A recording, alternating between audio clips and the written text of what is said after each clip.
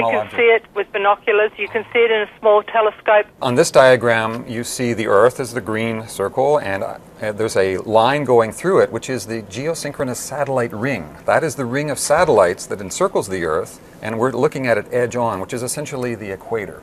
The asteroid now is passing from the bottom to the top, and there are little time tags indicating at what time it is at what point, and we're getting very close to the actual closest approach. So it is just below that satellite ring, and very soon it will pass within the ring, which is essentially the time of closest approach. And folks are worried about that, worried about, is there any possibility that one of the satellites could be affected?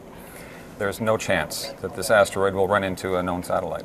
We are 50 seconds away, 49. The clock is counting down, and at that point, in just a few seconds, that is the closest point that DA14 will be to our planet. To our planet in centuries, probably, as far as we know. So it's a remarkable moment as it passes by, and then it will be headed out. And watching the counter on the left, the distance to Earth.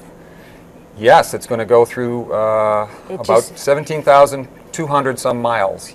That's as close as it will get, and then it will start heading out. And that's at the point where folks in Europe and then finally North America, as it's heading out, is about the time that we'll be able to see it. Yes, it's going from the far south. Now it's over the equator, and it will be heading straight north and going essentially near the North Pole. So now we will have the polars in the sky, and we'll have a chance to see it from the northern hemisphere now. All right. The counter is 0. It has passed closest approach, and this asteroid is going away. It's on its way out.